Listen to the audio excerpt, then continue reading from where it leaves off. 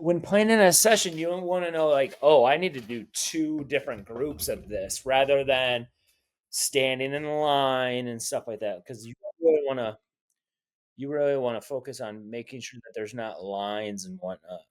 You guys do a lot of tactics and stuff like that, building out of the back, or so you want to work mostly on technique.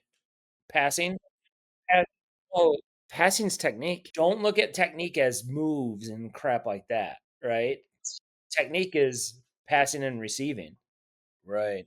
They probably don't realize how much space they actually. How often do you guys do rondos? So like what? Like 9 and it's 5 or 7v2 or whatever. Everybody's there. Okay. What are there any restrictions? Or is there any like you can take as many touches as you want and whatnot? You wanna work on passing angles and speed of play. Here he is. Oh. I would do one touch rondos. And it's like you have to take one touch. You can't because what that does is it makes you think quicker and quicker than you'll ever have to think in a 11v11 game. That's why playing having a one touch restriction is huge because and it's gonna look ugly.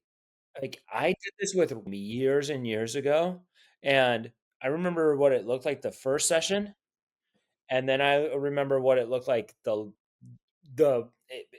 in June, and it was a completely different team, you know? So, I mean, what sucks is that you only have, 2 months with these girls or whatever, but I mean, so, me, most of my sessions are 1 hour, and when I have an hour and a half, it feels so long sometimes.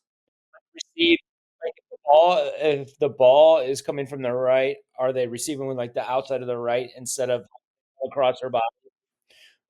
Well, when that happens, make sure that you're saying, oh my god, Carissa and I almost lost it today because that was happening over and over and over again, and what they don't realize and we had to break it down, it was like, "Okay, if you receive from your if it's coming from your right and it's coming into your left foot, if you receive with your left, the ball is in between your feet, and now you have protection around the ball.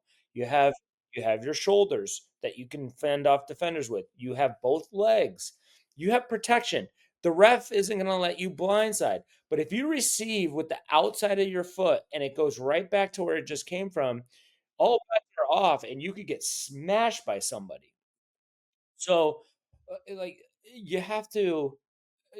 like when you guys see it, you have to jump on it and really make sure that, you know because I could give you 1,000 drills, right? But, I mean but what you really wanna I do have a drill where you can really harp on receiving across your body, and it is kinda like f pass and follow your pass, but imagine here, I'll draw it. Okay. You have how many players? 18? Think of instead of a box, there's 2 triangles. You can do 2, I mean, 2, 4, 6, 8, 9, 10. It gets a little dicey, but okay. So, look at this picture. Can you see it? Alright. Do you see 2 triangles? Okay, which ones are they? Where are they? I would put do you have dummies or tall cones or corner flags? Use corner flags as this point right here and that point right there, 'cause because act as if that is the defenders. I would put a cone down, but yes, you can act like you're providing false pressure. I mean, yeah, but yes, that would work. Absolutely, that would work. And then okay, so basically, ball starts here, goes in, goes out. Then you have to transfer the ball to the other triangle. So here, you have to transfer it to there. What I recommend is dribbling. Like, so do you remember how we used to use the sticks to dribble through? So imagine, I mean, you might not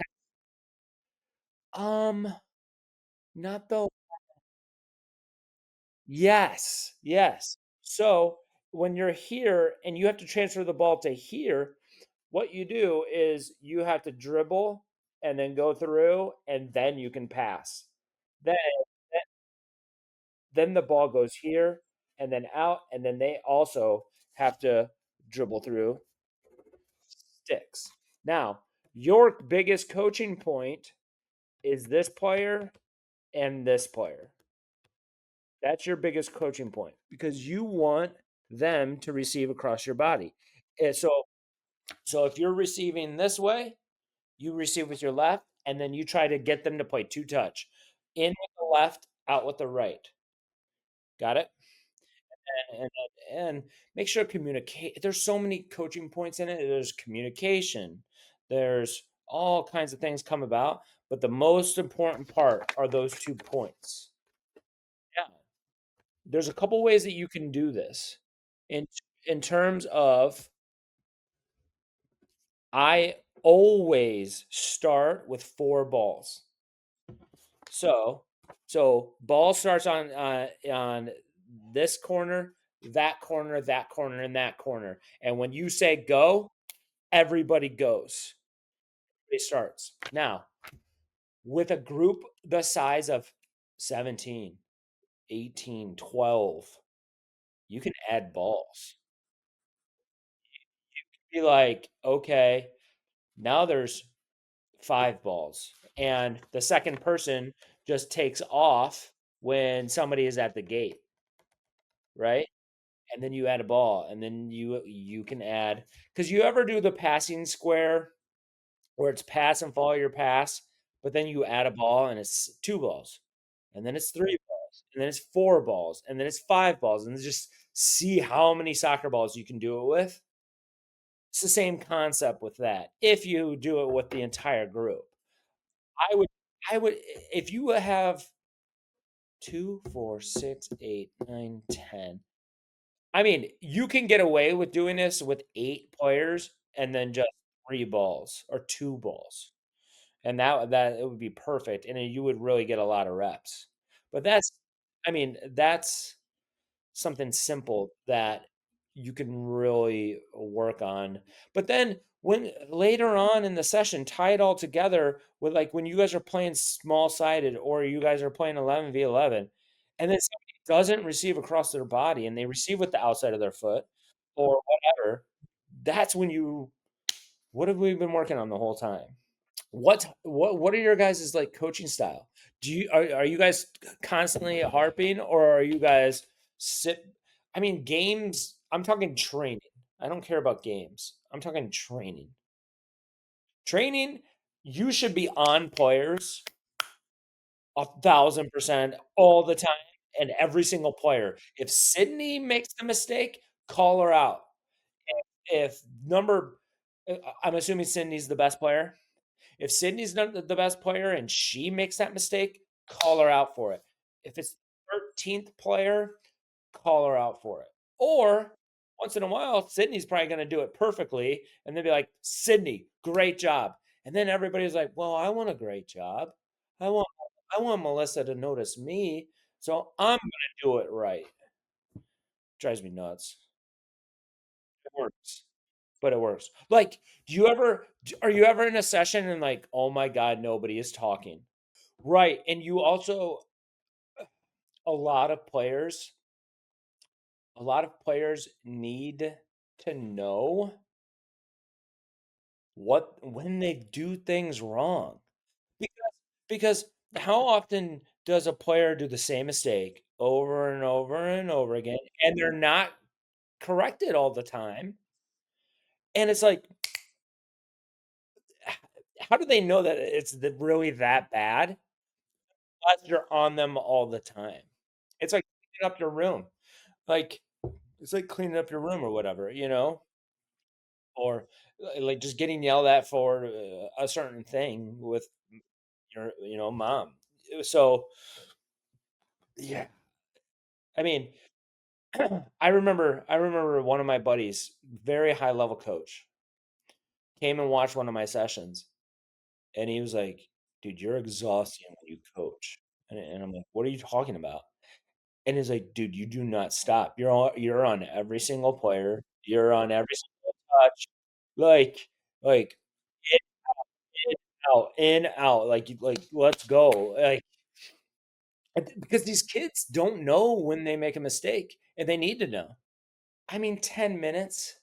They're gonna be good at it for a certain amount of time. Like, they're gonna be okay. They should be okay, right?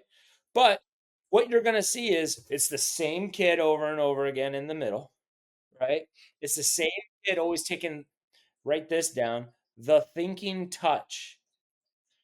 So what a thinking touch is, imagine you're getting a ball, you receive it, and then you think about where you're gonna go. Yeah, you're like start and then like, oh, where should I go? It's too late. You should already know, get rid of the thinking touch. You might want to do two 5-minute things where like, because I don't know the level of your team. I know you guys made it far in the last few years and stuff, but like you might want to start with one defender and be like, well, this is too easy. I would do 7v2, or I would do 7v1, 8v1, you know.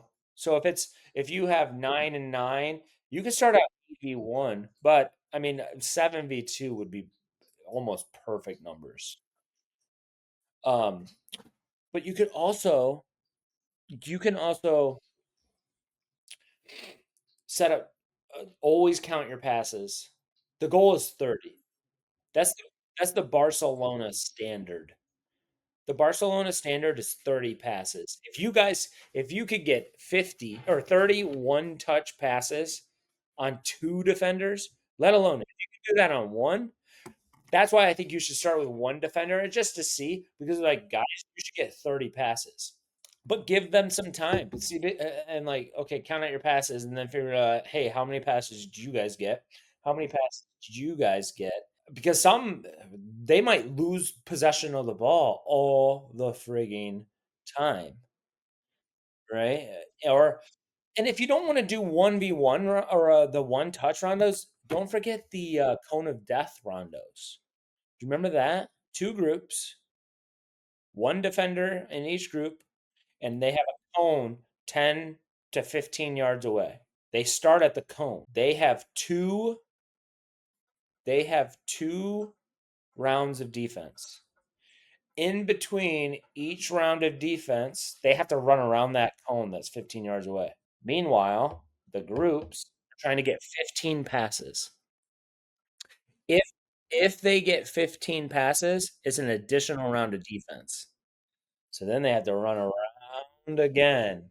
No, this is just a rondo. It's like box rondos, and then imagine like a cone that they have to run around. Yep, yep. And then like once somebody does 2 rounds, they're done. And then whoever loses that ball, then they have to go around the cone. I would actually do that. I would do cone of death. Yeah. Yep. You only need two groups. That'd be perfect. Let me see if I have I think I do.